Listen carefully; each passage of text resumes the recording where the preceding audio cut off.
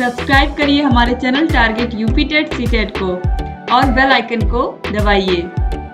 Hello दोस्तों, मैं आनंद स्वागत करता हूं आप सभी का आपके अपने channel target UP TET CTET में और ऐप अस्तित्व एकेडमी में। दोस्तों, आपके डीएलएड 4th सेमेस्टर के गणित विषय में आपको क्या क्या पढ़ना है, कितने चैप्टर्स हैं और किस तरीके से आपकी पढ़ाई मैं आपको कराने वाला हूं, ये सारी चीजें आज के इस क्लास में हम देखेंगे। देखिए, आपके सिलेबस में जो चीजें हैं यहाँ पे मैं आपको बता देता हूं और ये चीजें हम क्लास वाइज, जो चैप्टर वाइज आपका पूरा सिलेबस है, इसको मैं यहाँ पे आपको डिस्कस करूंगा। और आधा सिलेबस जो है आपको यूट्यूब पे मिलेगा और पूरा अगर कंप्लीट सिलेबस आपको चाहिए तो वो आपको मिलेगा अस्तित्व एकेडमी ऐप पे। ठीक है, तो चलिए स्टार्ट करते हैं, देखते हैं आपके सिलेबस में क्या क्या चीजें हैं। चलिए ध्यान से देखिए डीएलएड 4th सेमेस्टर मैथ्स में आपका पहला ही जो चैप्टर है वह है करणी, करणीगत राशि, करणी चिन्ह, करणी का घातांक। अब इसमें क्या आपको पढ़ना है, देखिए इंग्लिश में बोलते हैं indices, number with in indices, indices sign और पावर ऑफ इंडिसेस।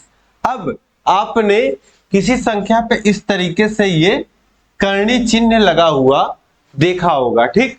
और इस करणी पे अगर कुछ नहीं लिखा होता तो इसका मतलब होता है 2, अगर कुछ लिखा है, ठीक है, तो इसका मतलब होता है ये क्या दिखाता है, करणी की घात दिखाता है। तो यही आपको पढ़ना है कि करणी चिन्ह क्या होता है, करणी क्या होती है, करणी की घात क्या होती है, ठीक। अब इसी करणी में जब घात 2 लिखी हो या केवल इस तरीके से करणी लिखा हो तो इसका मतलब होता है वर्गमूल, स्क्वायर रूट, ठीक है। ये भी आपको पढ़ना है, वर्ग, वर्गमूल, घन, घनमूल की अवधारणा यानी कि concept of square, square root, cube and cube root. अब स्क्वायर क्या होता है, किसी संख्या का स्क्वायर, जैसे 4 के घाते 2 है तो इसका मतलब होता है 4 का 2 बार गुणा, और 4 के ऊपर करणी लग गई तो इसका मतलब क्या होता है कि वह संख्या निकालो जिसका 2 बार गुणा करने पे 4 आता है। तो 4 को 2 गुणे 2 लिख सकते हैं, इसका मान कितना आ जाता है, 2 आ जाता है। तो यही हो जाता है वर्गमूल। इसी तरीके से घन और घनमूल क्या होता है, घनमूल होता है किसी संख्या के घाते 3 और घनमूल क्या होता है, किसी संख्या का घनमूल वह संख्या होती है जिसका 3 बार गुणा करने पे हमें वह संख्या प्राप्त हुई हो, ठीक। तो ये घनमूल की अवधारणा आप पढ़ोगे। इसके बाद देखिए तीसरा चैप्टर जो है आपका किसी संख्या का वर्गमूल तथा दशमलव संख्या का वर्गमूल ज्ञात करना। तो किस तरीके से हम वर्गमूल निकालते हैं किसी संख्या का, या कोई संख्या अगर दशमलव कोई संख्या है दशमलव वाली तो उसका वर्गमूल किस तरीके से निकालते हैं। तो calculate the square root of a number and decimal numbers. तो चाहे जैसी संख्या हो उसका वर्गमूल निकालना आपको किस तरीके से, आपको 2 मेथड से लगभग मैं आपको बताऊंगा। इसके बाद देखिए चैप्टर 4 है पूर्ण वर्ग, पूर्ण घन संख्याओं का तथा पूर्ण घन दशमलव संख्याओं का घनमूल। तो पूर्ण घन संख्या कौन सी हुई, जो किसी संख्या का 3 बार गुणा करने पे मिलती हो। तो ऐसी संख्या का घनमूल कैसे निकालेंगे, तो to calculate the cube root of cubic numbers and cubic decimal numbers. तो ये समझ गए आप। अभी तक आपने क्या देख रहे हैं, अभी तक आप केवल देख रहे हैं करणी से जुड़ी हुई चीजें, ठीक है। तो करणी क्या होती है, करणी की घात क्या होती है, फिर वर्गमूल क्या होता है, वर्ग क्या होता है, वर्गमूल कैसे निकालते हैं, घन क्या होता है, घनमूल क्या होता है, घनमूल कैसे निकालते हैं, यहां तक आपका ये हो गया, ठीक। बहुत ही सिंपल है, कहीं कोई डरने की जरूरत ही नहीं है। बस जो आपको मेथड्स में बताऊंगा, जो परिभाषाएं बताऊंगा वो आपके दिमाग में होनी चाहिए, थोड़ा प्रैक्टिस आपको करना रहेगा और सब कुछ सेट रहेगा, कहीं कोई दिक्कत नहीं आएगी। अब इसके बाद देखिए, इसके बाद आपका आता है चैप्टर 5 जो है वह है प्रोबेबिलिटी, संभावना, ठीक। अब संभावना हम समझें अपने डे टू डे लैंग्वेज में, तो क्रिकेट मैच आप देखते हो कि पहले टॉस होता है, सिक्का उछाला जाता है, हेड टेल आता है और दोनों ही टीमों के जीतने के जो होते हैं बराबर चांसेस होते हैं, मतलब 50% उनका 50% उनका। तो यही जो होता है यही संभावना होती है, ठीक। ये इसी को जब गणितीय रूप हम देते हैं, ठीक है, इसी को जब संख्या से दर्शाते हैं, 0 से 1 के बीच में संभावना होती है। शून्य संभावना तब होती है जब कोई पता होता है कि ये घटना नहीं ही होगी, जैसे रात में सूरज का दिखना, ऐसा कभी नहीं होता है। तो ये आपकी कैसी है, ये संभावना, इसकी संभावना शून्य है। और दिन में सूरज का दिखना, तो ये पूरी संभावना होती है कि हाँ सूरज दिखेगा ही दिखेगा, ठीक है, भले बादल हो, कुछ ही देर के लिए दिखे लेकिन दिखता जरूर है। दिन में सूरज रोशनी आती ही आती है, तो ये प्रोबेबिलिटी हो जाती है 1। तो कोई भी अगर निश्चित है किसी चीज का होना तो उसका जो प्रोबेबिलिटी होता है 1 होता है, और कोई निश्चित नहीं होगा तो 0। और बाकी जितनी घटनाएं होती हैं वह बीच में होती हैं। जैसे कि एक सिक्का उछाला गया तो 0.5 ये आपका हो जाएगा प्रोबेबिलिटी की हेड आए, और 0.5 ये हो जाएगा कि टेल आए। अब यही आपको पढ़ना है, इसी में कई सारे, इसी में आपको पासा भी पढ़ना है। जैसे जो आपकी लोडो की गिट्टी होती है उसको फेंकते हैं तो क्या क्या संभावनाएं बनती हैं, तो बहुत ही आसान है। जो आपका डेली लाइफ है उससे रिलेट करके मैं आपको बताऊंगा, तो बहुत ही आसानी से आप प्रश्नों को हल कर पाओगे। बस आपको थोड़ा सा लिखने का तरीका और सोचने का तरीका जो है वह समझना है। अब देखिए क्या कह रहा है चैप्टर 5, किसी सिक्के को उछालने पर चित्त या पट यानी कि हेड या टेल के ऊपर पड़ने की संभावना का संबोध, understanding of possibility of coming head और tails after toss of a coin. ठीक, तो एक सिक्का उछालने पे समझ ही गए आप एग्जांपल। इसके बाद देखिए किसी पासे को उछालने पे किसी एक फलक के ऊपर आने की संभावना, जब आप लूडो खेलते हैं गिट्टिक से तो ऊपर किसी एक नंबर 2 के ऊपर आने की संभावना, ये आपको देखना रहेगा। तो possibility of coming of a surface of dice up after toss, ये भी हम पढ़ेंगे।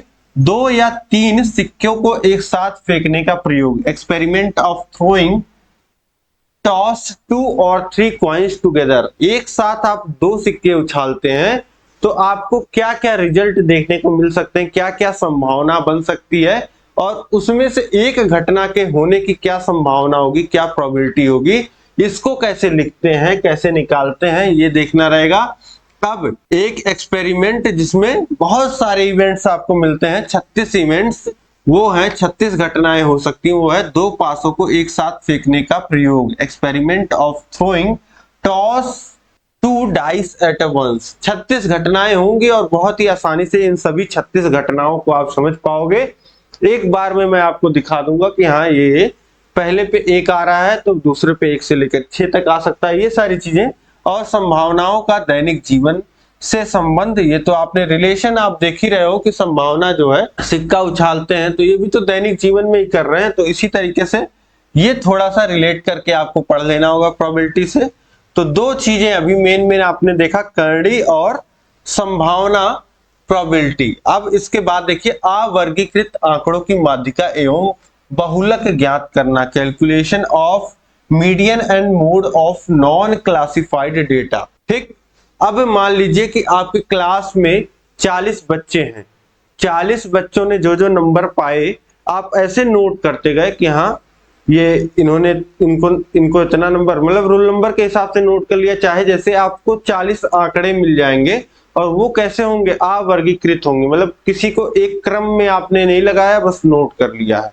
ठीक, अब इस 40 आंकड़े में 40 आंकड़े आप देखने जाओगे तो आप देखोगे कि हाँ किसी बच्चे ने, जैसे 50 नंबर का अगर है आपका पेपर, तो किसी को 20 मिला, किसी को 30 मिला, किसी को 22 मिला।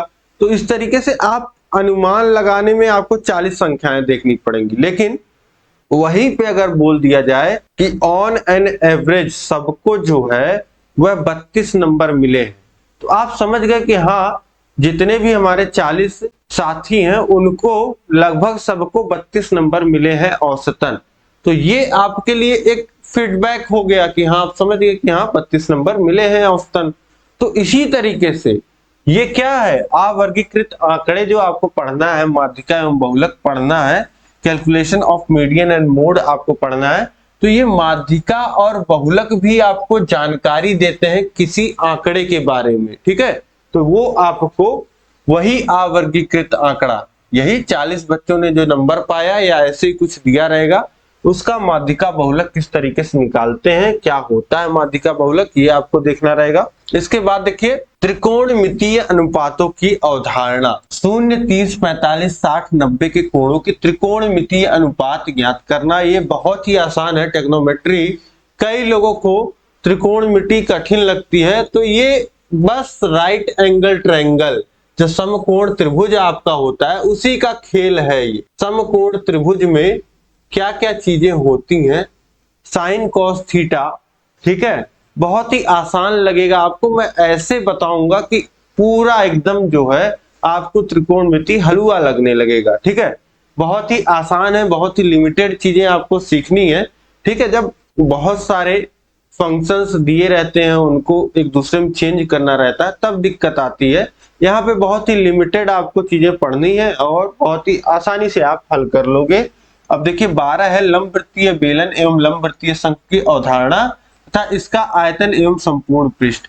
अब लंबवृत्तीय बेलन क्या होता है, सिलेंडर, और लंबवृत्तीय शंकु ये क्या होते हैं, इनमें क्या क्या होता है, आयतन होता है, संपूर्ण पृष्ठ इनका होता है। तो concept of right circular cylinder and right circular cone and there volume and total surface area, ठीक।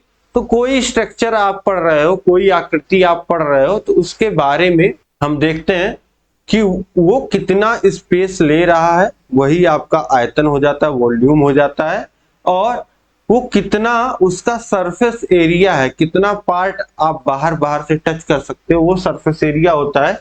तो ये दोनों ही हम देख लेंगे। इसके बाद देखिए वर्ग समीकरण, square x square equal to के रूप में समीकरण को हल करना और a x square plus b x plus c का हल गुणनखंड विधि से करना, ठीक है। अब quadratic equation solution of x square equal to k type equation and a x square plus b x plus c equal to 0 solution by factor method. Factor आपने पढ़ा ही है, फैक्टराइजेशन कैसे करते हैं ये अभी तक आप पढ़ चुके हैं, ठीक।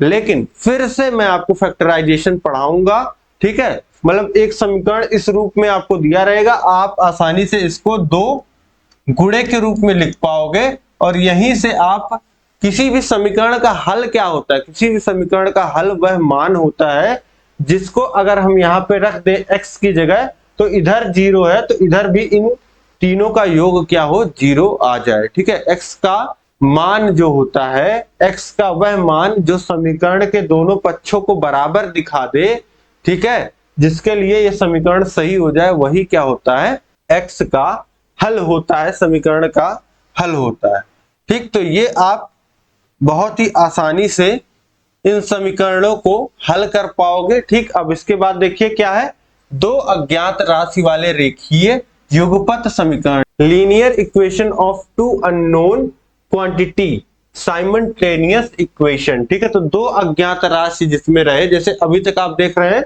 केवल x है, अगर x और y दोनों दिया रहे, दो समीकरण ऐसे में आपको दिए रहेंगे, तो आप कैसे मान निकालोगे, ये भी आप बहुत ही आसानी से कर लोगे। विलोपन विधि होती है, तो दो विधियां मैं आपको बताऊंगा। इसके बाद देखिए समलंब का क्षेत्रफल, एरिया ऑफ ट्रेपेजियम, तो किस तरीके से समलंब चतुर्भुज का क्या क्षेत्रफल होता है, ये आप उसका क्षेत्रफल निकाल लेंगे। एक फॉर्मूला होता है सिंपल सा। इसके बाद देखिए 16 है वृत्त की परिधि एवं व्यास में संबंध, तो परिधि और व्यास में क्या संबंध होता है ये आप देख लेंगे, वृत्त का क्षेत्रफल आप देख लेंगे।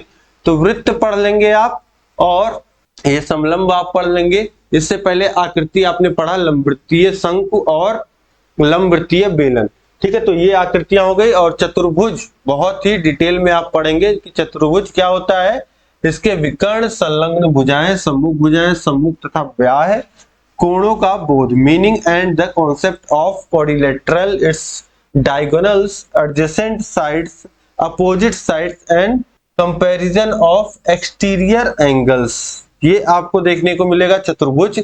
और चतुर्भुज के ही प्रकार, कितने प्रकार के चतुर्भुज होते हैं, वर्ग, आयत, समचतुर्भुज, समांतर चतुर्भुज, समलंब चतुर्भुज, इनके प्रगुणों का प्रायोगिक सत्यापन, type of quadrilaterals, square, rectangle, rhombus, parallelogram, trapezium, experimental verification of their characteristics. अब सभी चतुर्भुजों के बारे में पढ़ना है, उसके गुण क्या होते हैं ये आपको पढ़ना है और उसी पे आधारित प्रश्न आपके बनेंगे वो आपको करना है। इसके बाद देखिए चक्रीय चतुर्भुज तथा चक्रीय बिंदु की अवधारणा, concept of circular quadrilateral and circular point.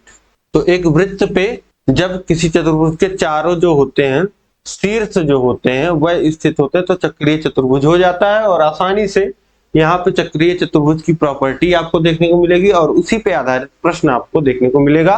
तो बहुत ही आसानी से सभी कॉन्सेप्ट आप सीख पाओगे, सभी फॉर्मूला सीख पाओगे, जितने भी आपके ये डायग्राम वाले हैं वो बहुत अच्छे से आप समझ पाओगे, जितना आपका बीजगणित का पार्ट है ये सारी चीजें आप बहुत ही अच्छे से मेरे साथ सीख पाओगे। क्लासेस आपको डेली मिलेंगी, डेली आप क्लासेस को करिए, थोड़ा सा प्रैक्टिस में कराऊंगा, उस प्रैक्टिस को कर लीजिए और खुद से प्रैक्टिस करने को मैं आपको प्रश्न दूंगा, वो प्रश्न प्रैक्टिस कर लीजिए।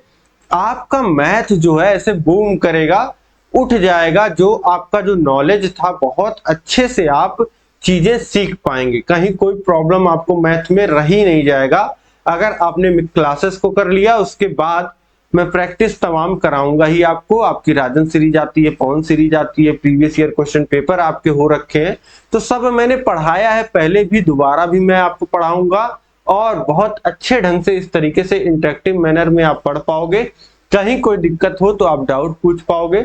नीचे देखिए डिस्क्रिप्शन में ऐप का लिंक दिया गया है, यहाँ पे आपको नंबर आ रहा होगा, वो ऐप डाउनलोड कर लीजिए, वहां पे आपको सारी क्लासेस मिलेंगी और सब कुछ अवेलेबल है पहले से भी, सभी नोट्स सभी क्लासेस, ठीक है। तो कोई देरी नहीं है, अभी से तुरंत आप पढ़ते चलिए और ये क्लासेस नई क्लासेस भी पढ़ते चलिए, ठीक है। तो इस तरीके से आप ऐप डाउनलोड कर लीजिए, अस्तित्व एकेडमी नाम से ऐप है, चैनल को सब्सक्राइब नहीं किया सब्सक्राइब कर लीजिए, इस क्लास को लाइक कर दीजिए, सभी दोस्तों में शेयर कर दीजिए ताकि सभी को पता चल जाए इसी तरीके से कि हाँ बहुत अच्छे ढंग से क्लासेस जो हैं मिल रही हैं यहाँ पे डीएलएड 4th सेमेस्टर मैथ्स की और सभी सब्जेक्ट्स की, ठीक। तो इस तरीके से बने रहिए चैनल से, कहीं भी कोई भी डाउट हो तो कमेंट करके पूछिए, कॉल करके पूछिए, मैसेज करके पूछिए, कैसे भी पूछिए, पर जुड़े रहिए, डेली पढ़ते रहिए, ठीक है। तो उम्मीद है कि सारी चीजें आपको समझ में आ गई होंगी, कहीं कोई डाउट हो तो जरूर बताइएगा। मिलते हैं नेक्स्ट क्लास में। जय हिंद, जय भारत।